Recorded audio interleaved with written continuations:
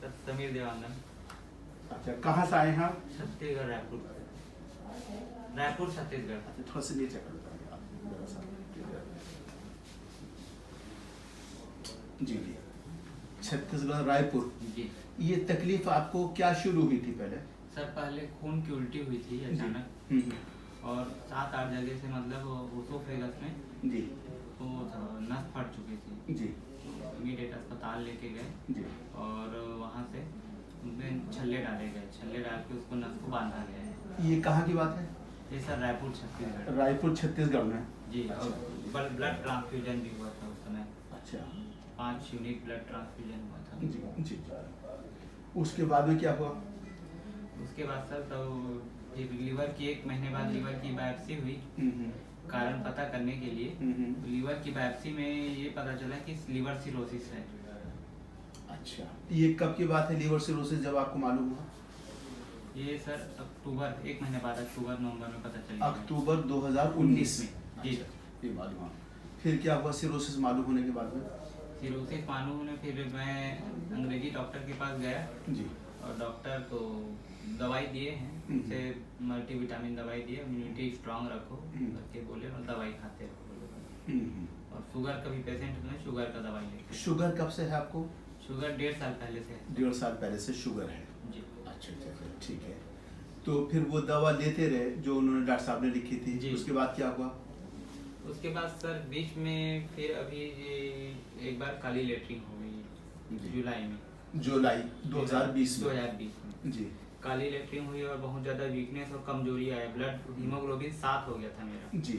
तो फिर से अस्पताल में भर्ती करना पड़ा। जी जी। और 4-5 दिन रहना पड़ा वहाँ पे। जी। और वही फिर छल्ले डालने की प्रक्रिया चालू हुई। जी। और बीच बीच में और ऐसा हुआ था सर काली मतलब 4 से 5 बार मेरे कांच के इसमें ओसोफेगस में छल्ले डाले गए, फूड पाइप में जी छल्ले डाले गए। जी। जी। अच्छा अच्छा, ठीक और है। अभी मैं ILBS आया था सर, ILBS का नाम सुना था। जी। तो यहाँ आया था तो यहाँ कुछ टेस्ट वगैरह कराए हैं और उसमें फाइब्रोस्कैन वगैरह टेस्ट वगैरह हुआ है। इसमें फाइब्रोस्कैन का रिपोर्ट 74 आया है। तो उन्होंने क्या बताया ILBS में जब आप गए थे? ILBS में तो अभी वैसा कुछ बताया नहीं है।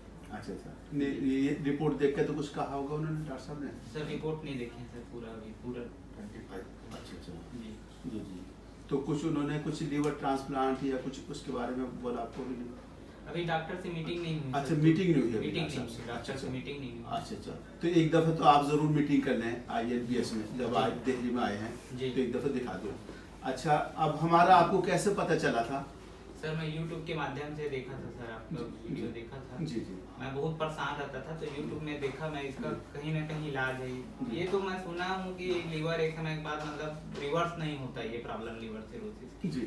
ऐसा सुना हूँ। तो जी। मैं YouTube बहुत खोज किया तो मैं YouTube में आपके वीडियो देखा था जी। उससे तो देख के आया। तो ये जब आपने हमसे बात हुई तो ये है आपका 26/9/2020 सितंबर में जी आपसे बात हुई। जी सितंबर, ये हमने आपको ट्रीटमेंट लिखा ऑनलाइन, ये आपको ऑनलाइन। भेज दिया ऑनलाइन। जी। ये 1 महीने का आपने ट्रीटमेंट लिया।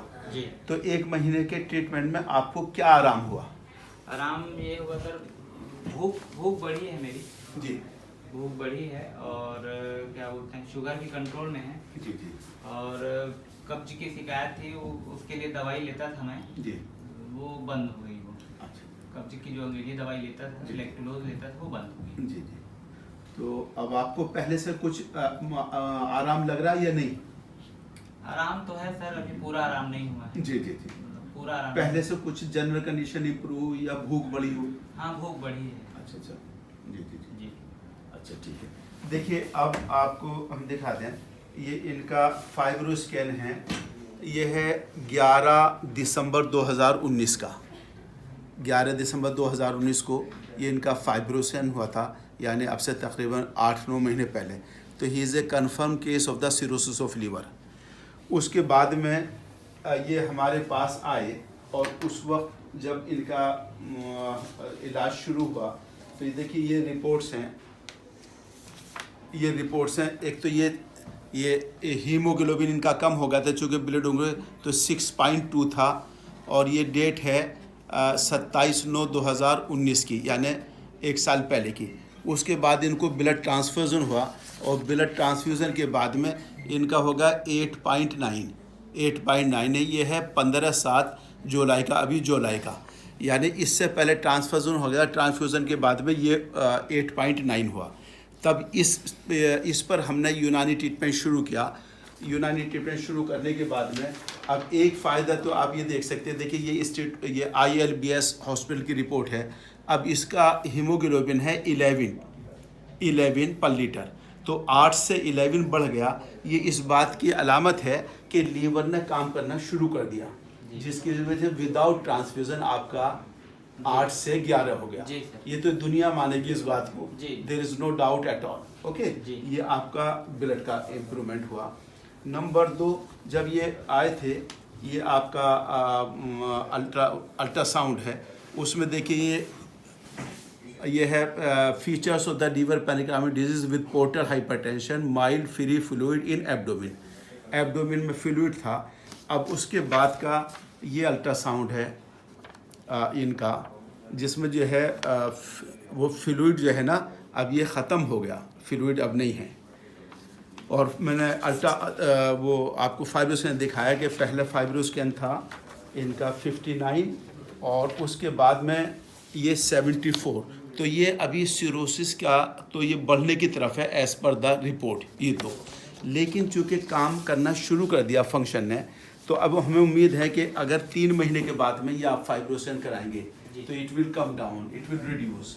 ये हमें जैसे हमारे पेशेंट का दूसरा एक्सपीरियंस हमें उसका ये कम हो जाएगा।